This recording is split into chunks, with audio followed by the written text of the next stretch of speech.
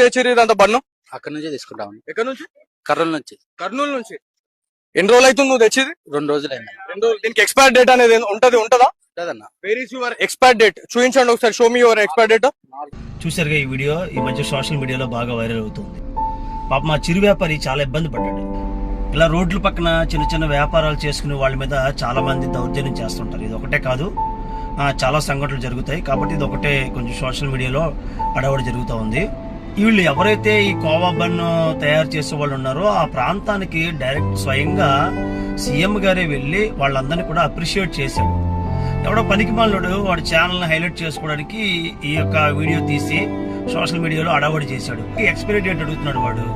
తర్వాత అన్నిటికీ ఆ కోవాకి ఎక్స్పైరీ డేట్ అడుగుతున్నాడు వాడు ధైర్యం ఏంటంటే పాపం ఆ వ్యక్తి రోడ్డు పక్కన ఏదో చిన్న వ్యాపారం చేసుకున్నాడు కాబట్టి వాడు ధైర్యంగా ఇష్టానుసారంగా మాట్లాడాడు. అదే పెద్ద పెద్ద బడా కంపెనీలకు వెళ్ళి అక్కడ తయారవుతున్న మ్యానుఫ్యాక్చరింగ్ కంపెనీలకు వెళ్ళి అక్కడికి వెళ్ళి అవన్నీ చెక్ చేయమని చూద్దాం వాడిని.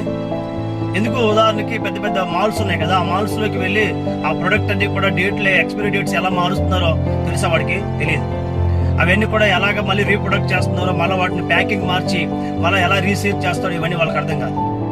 అక్కడ తెలిసినా కూడా అక్కడికి వెళ్ళి మాట్లాడేది దమ్ము ఉండదు వాళ్ళకి. అంటే ప్రభుత్వం, గవర్నమెంట్, రాజకీయ నాయకులు అందరూ వాళ్ళకి కంపల్సరీగా వాళ్ళ అండర్లో ఉంటారు. వాళ్ళు ఎవడు ఏం చేయలేని పరిస్థితి.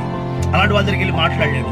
ఎవడంటే లోకువా పాపం ఏదో రోడ్డు పక్కన భయపడుతూ ఏదో చిన్న చిన్న వ్యాపారాలు చేసుకునే వాళ్ళ మీద ఈ దౌర్జన్యాలు చేస్తున్నారు ఈరోజు. మరి దారుణంగా అయిపోయింది మన సమాజం. ఎంత దారుణంగా తయారైపోయింది అంటే ఎప్పుడో బతకడానికి వీలు లేకుండా పరిస్థితులు వచ్చేసాయి ఈరోజు. ఇదే కాదు, రోడ్ల పక్కన వ్యాపారాలు చేసుకునే వాళ్ళ మీద ఫైన్లు కూడా పడుతున్నాయి ఈ కవర్లు ఇస్తున్నారని చెప్పేసి.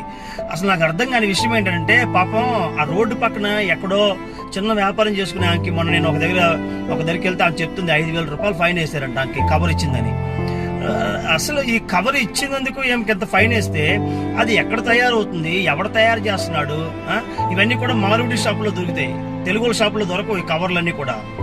ఆ మారుడి షాపుల్లోని కట్టలు రోజుకి కొన్ని 100,000 కట్టలు అమ్ముతారు వాళ్ళు, ఆ ప్యాకెట్లు అమ్ముతారు వాళ్ళు.